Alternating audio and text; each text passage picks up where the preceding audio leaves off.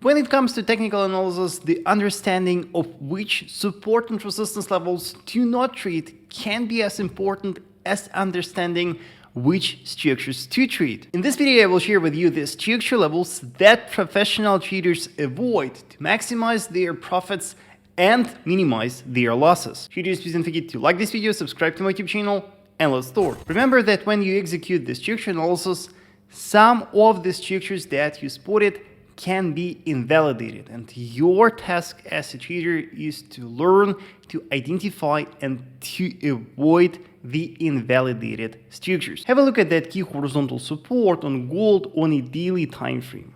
We see this structure that has a clear historical significance. You can see that multiple times in a row we saw strong bullish reactions to that structure. And of course, once the market tests that support in future, we can anticipate a bullish reaction. However, you can see that after the test of that structure, the market violated that and closed below that. According to our rules, that broken structure now turns into a strong resistance. And if the price approaches that in future, from that we will expect a bearish reaction. Traders, during technical analysis, support and resistance, supply and demand zones in my premium educational group. Inside you will get the complete course explaining to you my trading strategy, explaining to you technical analysis and how to trade properly. Also, you will get the access to my daily live streams where you will see how I trade live, how I analyze different markets live. For more info, check the link in the description below. However, the next day the price bounces and you can see that the price violates that resistance and closes above that. And in this case, you can see that that support was neglected first by the buyers and then the broken structure was neglected by the sellers. You can see that that structure lost its significance. It is invalid. It is invalidated. One more example on gold. You can see that here we got a key horizontal resistance, and you can see that multiple times in a row the price respected that structure and we saw bearish reactions.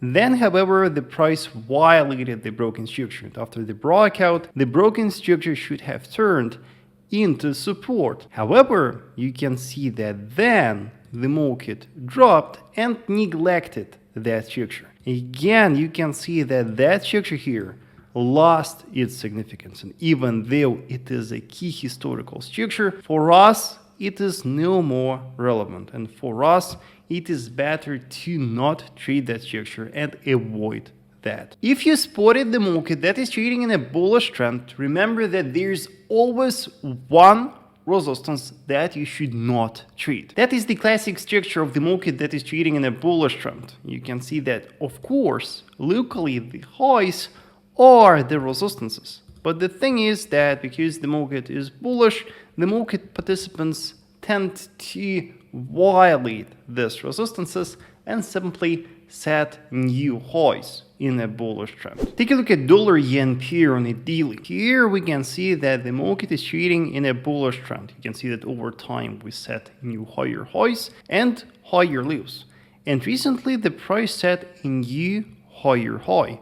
You can see that from that high, from that resistance, we saw a strong bearish reaction. You can see that the price nicely respected that structure and dropped from that. And of course, that structure can be a key horizontal resistance, the resistance from where many newbie traders will short the market. However, you can see that that structure was easily broken. The price did not respect that structure and violated that. Such a resistance is better not to trade. And my advice to you is to better wait for a breakout of that structure. When it is broken, when the candle closes above that, and when that structure turns into support, look for trend following buying opportunities from a broken structure. And if you see that the market is trading in a bearish trend, remember that one support is always better to be avoided. And here's the classic structure of the market that is trading in a bearish trend. Even though locally the lows are the key supports, the fact is that after the retracement, the price tends to drop and violate the supports easily. Have a look at the price action on dollars twice on a daily time frame. You can see that here we have a clear bearish trend, and recently the price set a new lower low.